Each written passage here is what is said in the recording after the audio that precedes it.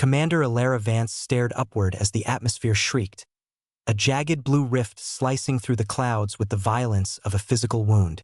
Where the pale, scarred moon of Aegis Prime should have been, the impossible sapphire curve of terra firma now hung, its oceans gleaming with a terrifying, protective familiarity.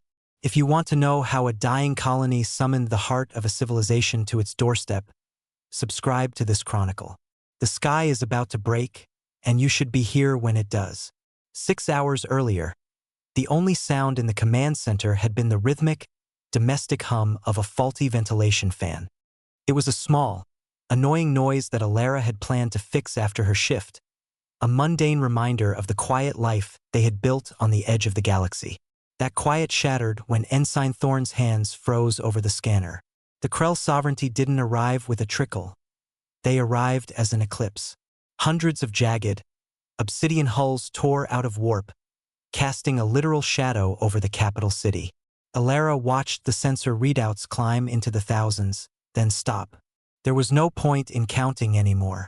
17 systems had already been erased by this fleet, turned into silent graveyards or harvesting pens. Aegis Prime was simply the 18th. The transmission that followed wasn't a request.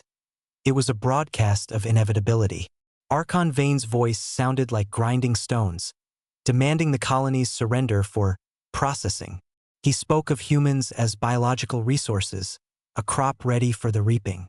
Alara didn't look at the tactical map. She knew the math. Instead, she walked to her locker and pulled out a standard-issue hunting rifle, its wooden stock worn smooth by years of clearing predators from the farm fringes. It was a primitive tool of lead and gunpowder, utterly useless against the shimmering shields of a Krell dreadnought. She ran her thumb over the cold barrel, the weight of it grounding her.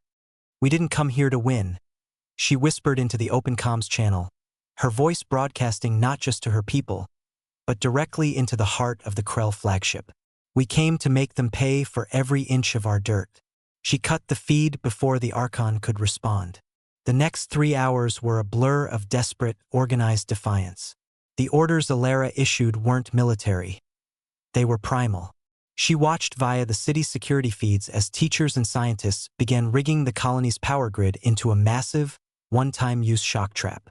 Farmers buried heavy mining charges in the fields where the Krell dropships would likely land. There was no panic, only a grim, silent industry. "The Krell prepared for the military we had," Thorn muttered as he armed a crate of repurposed welding lasers. "They didn't prepare for the nightmares we imagined."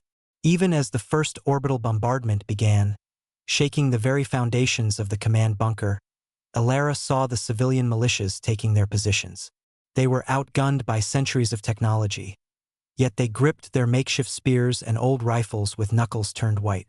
As the ground began to heave under the weight of the Krell descent, a strange stillness settled over the tactical room.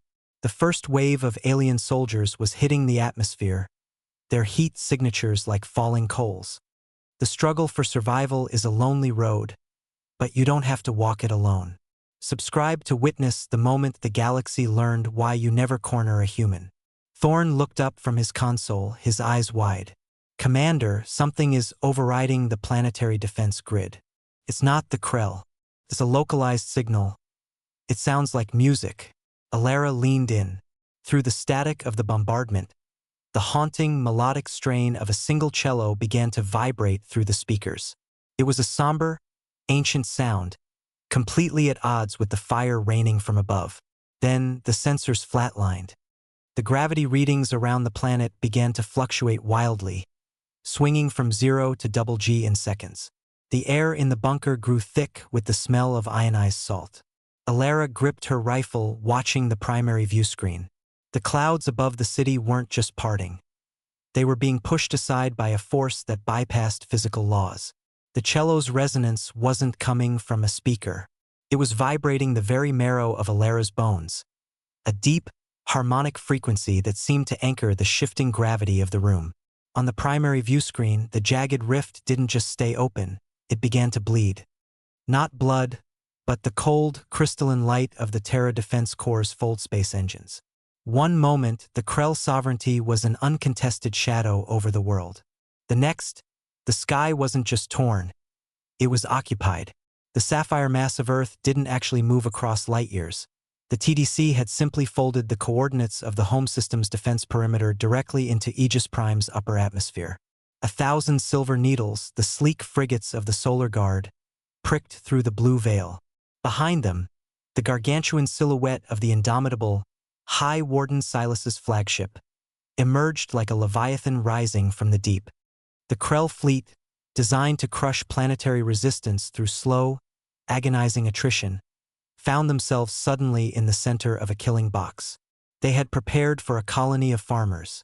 They had not prepared for the full, concentrated fury of 1,000 years of human military evolution.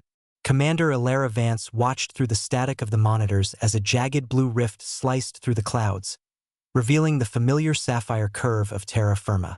It was exactly as she had seen it in the first flash of the fold, but now the context was absolute.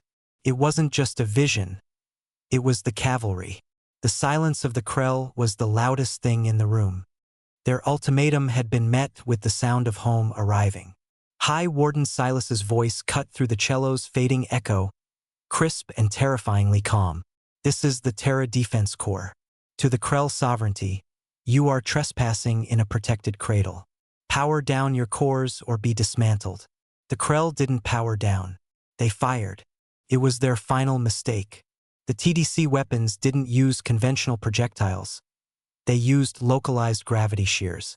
Alara watched as the Krell dreadnoughts, ships that had glassed 17 systems, simply folded in on themselves like crumpled paper.